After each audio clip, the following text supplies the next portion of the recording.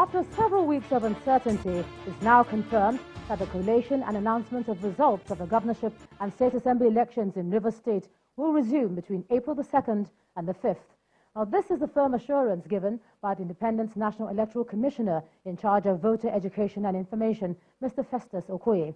Mr. Okoye, at a press briefing today, explains that INEC will also hold supplementary elections on April the 13th. The deadlock over the governorship election in Rivers State and 6 other states with conclusive elections appears to be over, as the Independent National Electoral Commission (INEC) has reviewed the conduct of the 29 governorship and 991 state constituency elections held on the 9th of March 2019. With 22 state governors-elect waiting for their certificates of return, the electoral body announces a timeline for the conclusion of the governorship election in Rivers State. There will be resumption of collation and announcement of results. Resumption of collation and announcement of results. And this will take place between the 2nd to the 5th day of April 2019. And it will take place in Port Harcourt. And the venue for this particular activity will be agreed upon between the Commission and the critical stakeholders in the electoral process.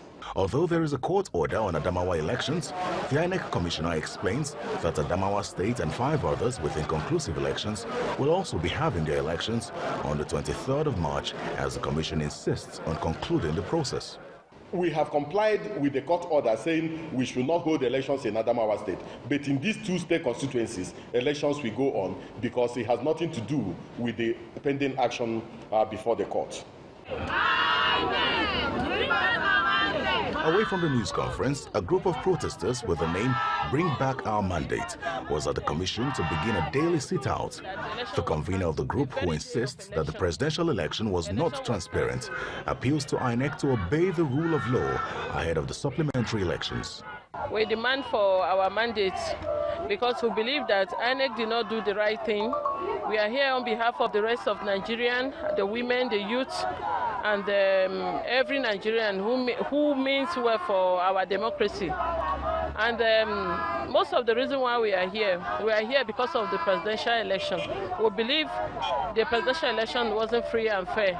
The returning officers in Adamawa, Bauchi, Benue, Kano, Plateau and Sokoto State had declared the governorship elections inconclusive, but the commission expresses determination to conclude the process without violating court orders. Meanwhile, the All Progressives Congress and People's Democratic Party in Rivers State have been reacting to the timelines issued by the electoral umpire for the conclusion of the governorship and House of Assembly elections in the state. In a statement by the publicity secretary of the faction of the APC in the state, the party questions INEC's sincerity in issuing the timeline, alleging attempts to announce the results in favor of the state governor, Nyesom Wike. Now, part of the statement reads, quote, INEC has not shown sufficient good faith in the way it brought the collation to an abrupt halt without cogent, verifiable and convincing reasons. The supposed umpire went ahead to announce that collation for 17 local government areas had been concluded as against the records provided by our Situation Room, end of quote. On its part, the PDP says, although the timeline issued by INEC is not totally acceptable, it says it received news with optimism and it waits for the process to be concluded. It adds, quote, we urge Rivers people to remain very calm as the mandate they freely gave to Governor Wike and the PDP on March the 9th will be affirmed at the end of the coalition process. The people massively voted for the PDP as all the figures indicate, end of quote. The party assures some prominent elders in the state of attempting to influence the outcome of the elections by lobbying federal authorities, describing the move as a dance of shame by those it alleged were sponsored by former Governor Chibuike Amechi. And still on the post, Justice Inyangekwa will on Monday, March the 25th, deliver judgment in the suit filed by the Bauchi State Governor and the All Progressives Congress, challenging INEC's decision to go ahead to collate and announce the governorship election results in Bauchi. Justice Ekwa will also decide if he has jurisdiction to hear the suit as challenged by INEC. The plaintiffs, through their counsel Ahmed Raji, are praying for an order of the court prohibiting INEC from resuming collation of results for an election that's been officially declared inconclusive by a returning officer. Should a party be left in the lodge? No. The court should come to our aid. because grounds of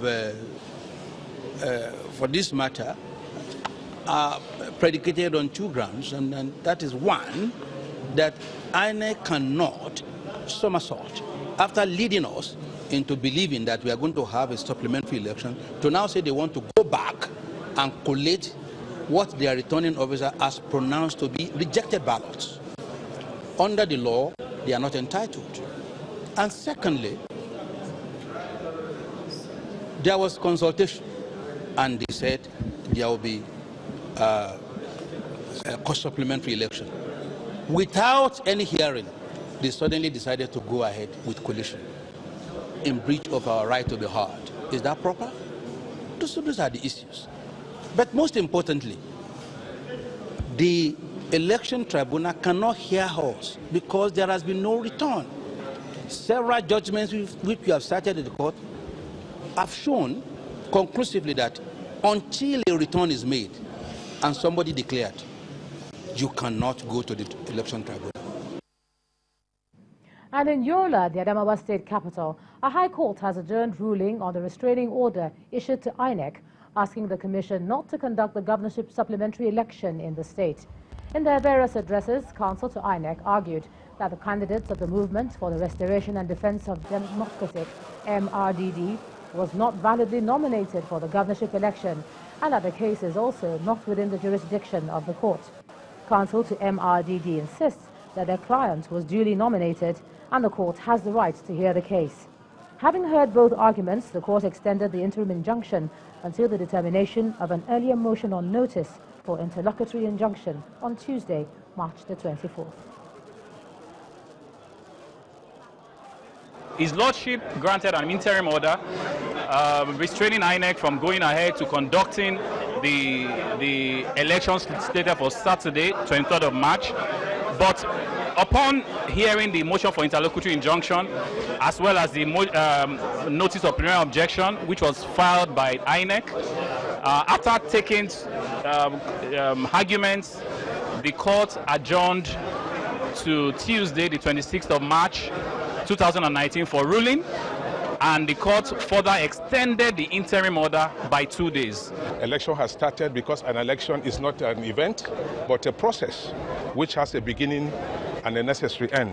And therefore, the battleground now is the tribunal and not the regular courts, whether the Federal High Court or the State High Court. So these are the fundamental issues to be resolved. These are the questions to be answered by the court.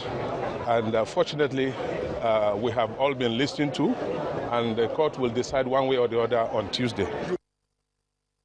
Indeed, the court will decide that on Tuesday, March the 26th, and not the 24th. Apologies. Now, Kano is one of the states where supplementary elections will be conducted on Saturday, but the political horse trading to cash in on the votes in contention has been intense. The frontline parties, the APC and PDP, have been showing off their strength and are optimistic about the conclusion of the election.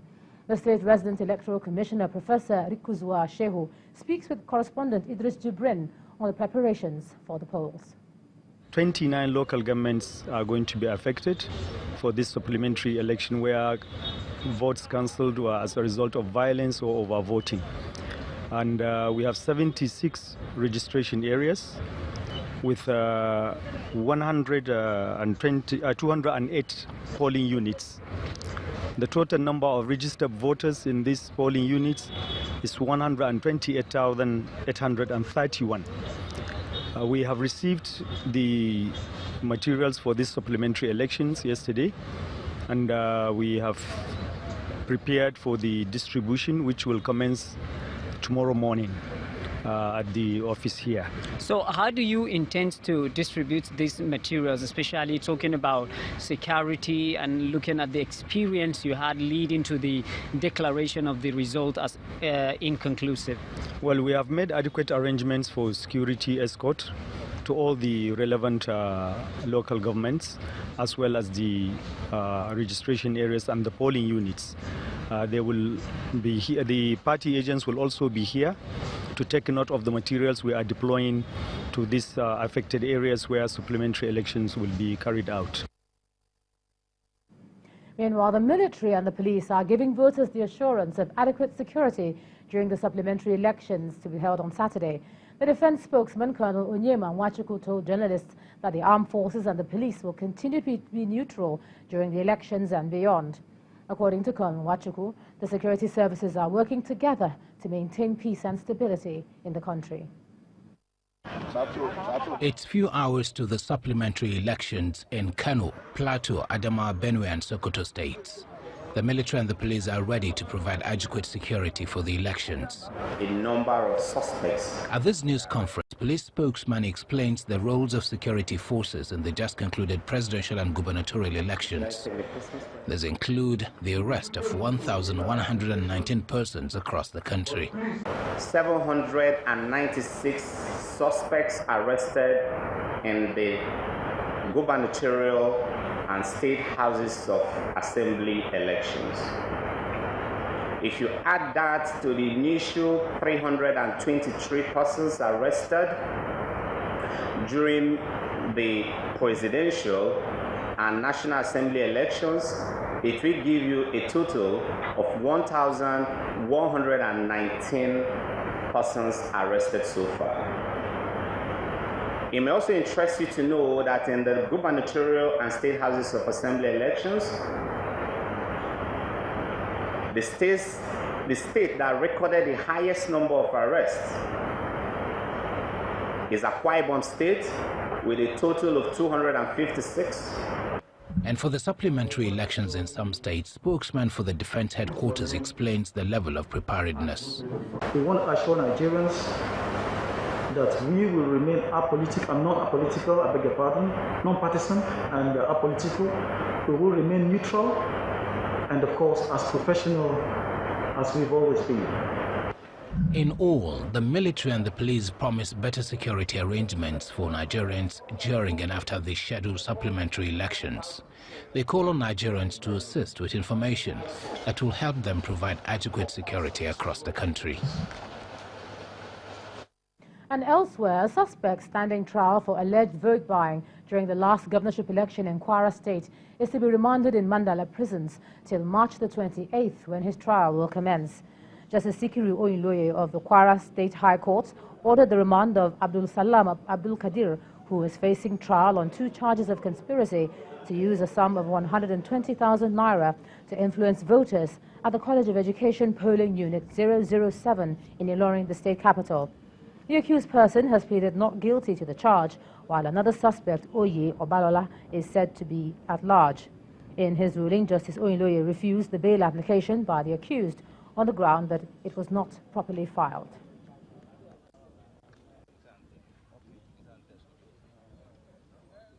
The court denied his bail and asked us to come properly by filing our motion for it.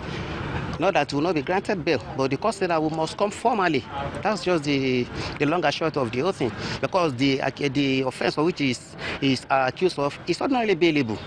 But the court said he must have something to work on, that we must come formally by motion, and that's what we're going to do.